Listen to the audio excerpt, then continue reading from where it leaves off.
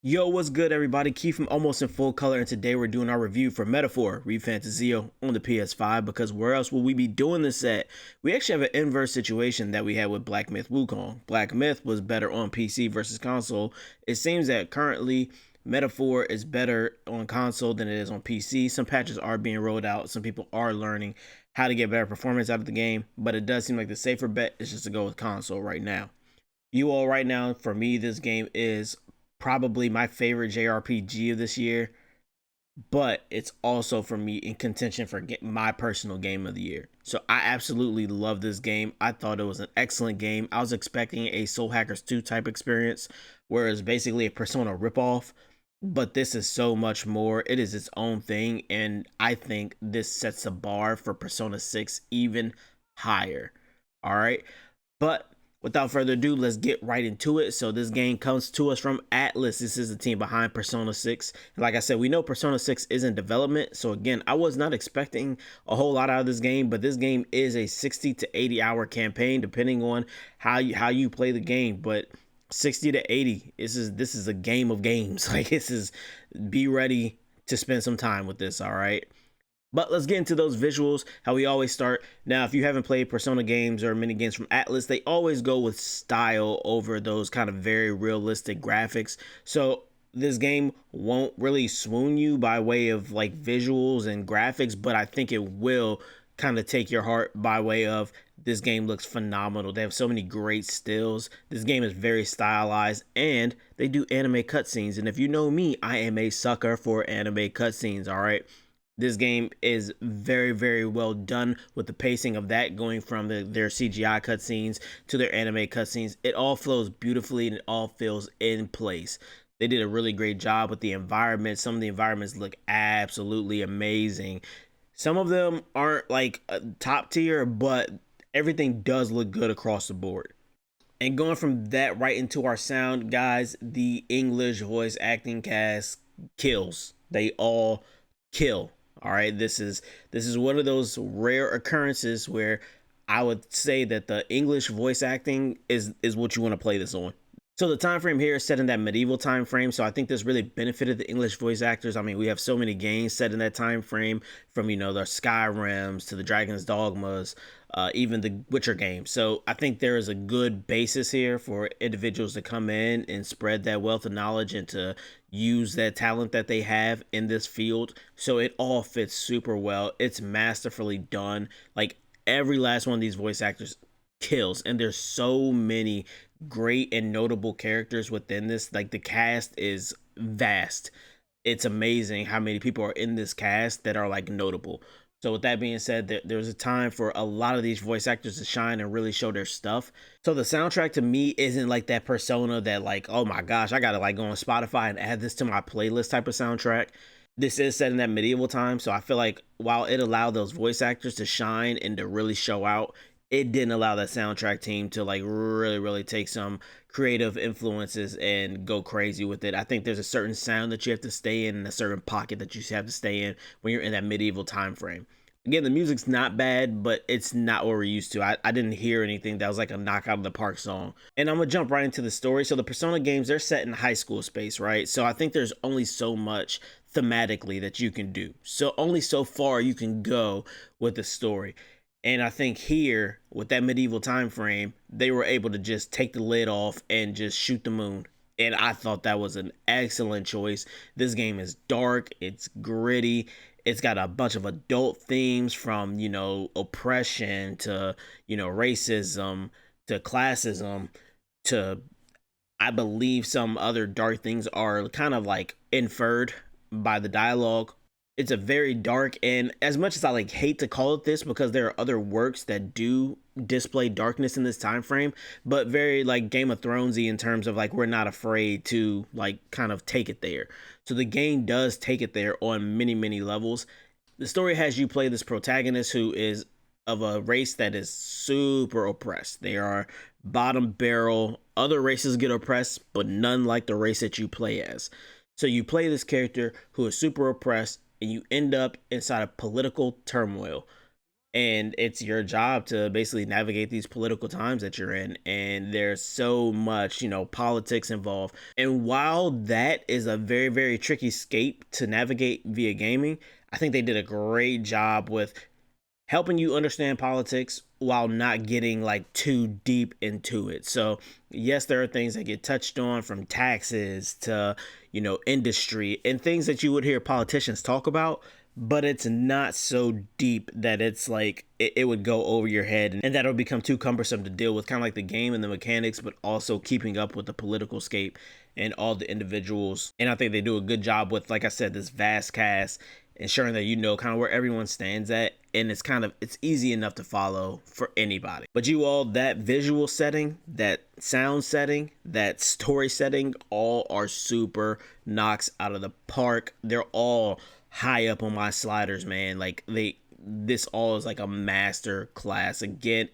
we know them for Persona, and they really set themselves apart via the story, the voice acting, and those visuals for me. All right, guys, we're gonna get into gameplay, and this gameplay is absolutely nuts. Like I said, this is a 60 to 80 hour campaign. I think if you play it on easy, you probably will clutch it in about 60, but if you're playing on normal and hard, you're gonna need to do some level grinding. I'm gonna tilt you towards that 70, 80 type of time frame. All right, there's so much to this game, and they do a really good job at trying to keep it fresh, trying to always keep you working towards something. So that's the beauty of this game. This is a turn-based RPG. And in the Persona games, if you were to exploit a weakness in that turn, you would then be able to take an extra turn yourself, or you could pass off to a teammate for them to take an extra turn on top of whatever turn they already had.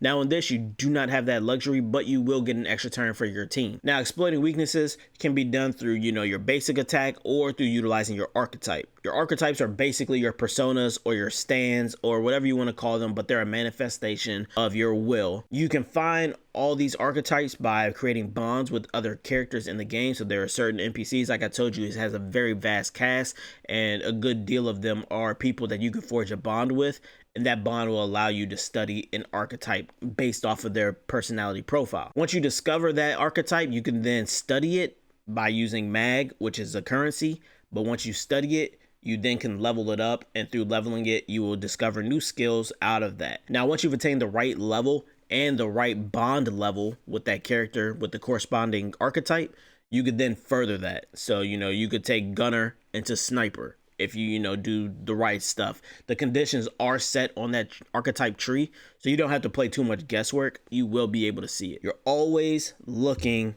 at that tree, trying to say, okay, in order to get to sniper, I need to get my gunner to level 20, and I need to increase my bond rank to level 3.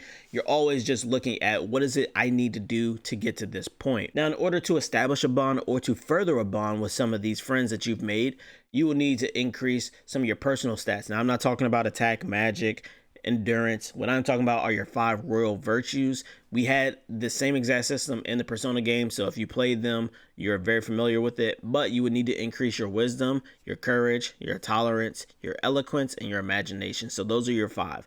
Now, of those 5, I would say wisdom, courage, and imagination you can get pretty frequently. Wisdom through traveling, courage through taking on bounties, and imagination through doing the more quest. Eloquence and tolerance don't come by as frequently early on, so I made a priority to do those before I did other ones, but that's just me. You'll end up playing how you want, because again, you'll need to further those stats to keep those bonds rolling and going, because some of the characters do require you to have a certain level of wisdom before you can go on with them.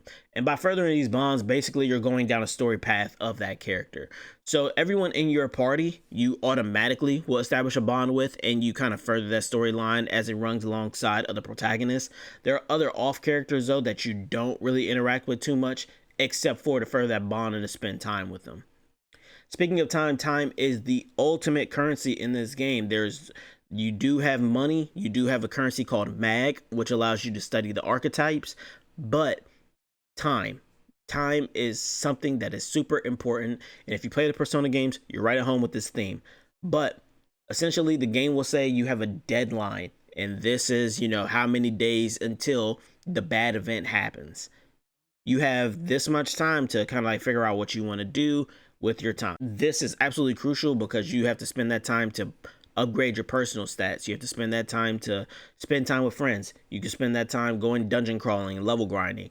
So you always want to be super effective with your time usage and making sure that everything you're doing is on the up and up, because you don't want to get to the end game and feel like, God, I did not have enough time to max out that stat. I didn't have enough time to increase my personal bond with this character to their max stat, which would help me study that maximum archetype. It's just one of those things. So you're always looking to be super effective with your time. Again, if you play a Persona games, you're going to be right at home with this. So I don't think you're going to feel any type of way about it.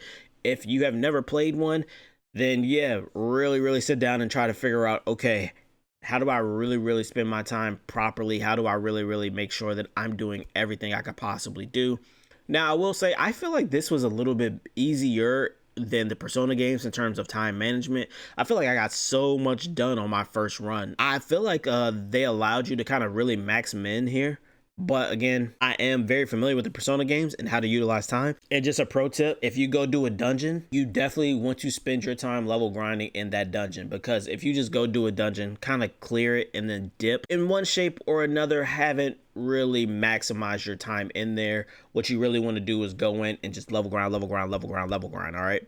Now, the very first dungeon that you enter, you're not going to have the luxury of gaining a ton of MP-based items or skills, right? So you're just going to be MP management. It's going to be brutal, that first dungeon.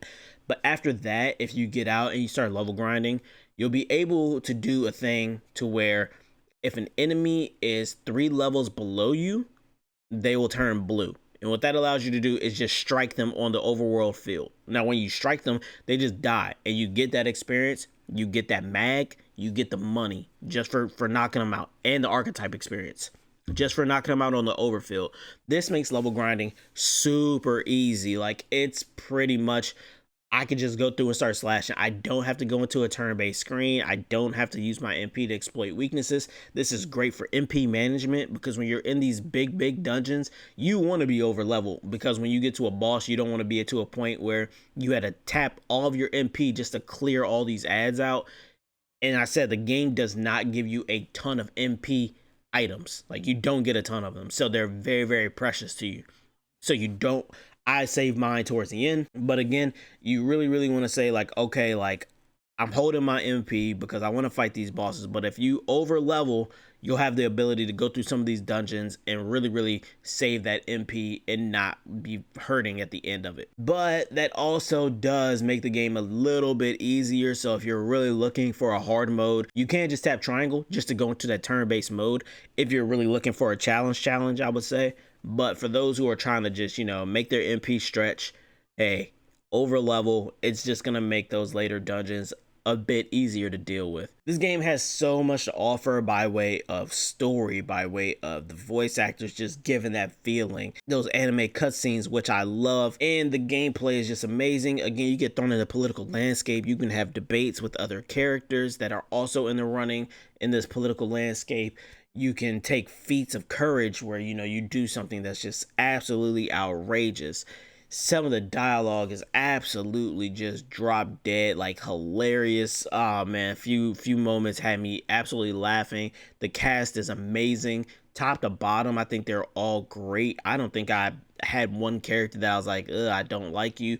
There's a character from, I think you'll resonate with someone in this character. There's just too many, with too many different personality types that have so much going on. Again, this game really tackles those adult themes, those dark themes. And for instance, Alonzo is a character to, you know, he believes in lying. He believes that lies can be utilized to do good. And some of that comes up on him. And watching that storyline go down, I thought that was a really good storyline. Everything is super well written, guys. Like, I absolutely enjoyed the writing to this game. Like, very little wasted effort. This game is, to me, just a shining point of this year for me personally. Again, one of my personal games of the year, and, you know, possibly my favorite game of this year. I think it has everything I ever would have wanted in a JRPG, and a story that just kicks ass and keeps you in the mode. That's enough about this. If you want, go try the demo, because it is out there for you to just try, and it's the first 6 hours of the game. That's right, the first 6. So you would have a very good breadth of experience to figure out if it's something that you're really into. That's going to do it for this one, ladies and gentlemen. Make sure you hit that notification and subscription button to keep up with us. And as usual, peace, be easy, be blessed.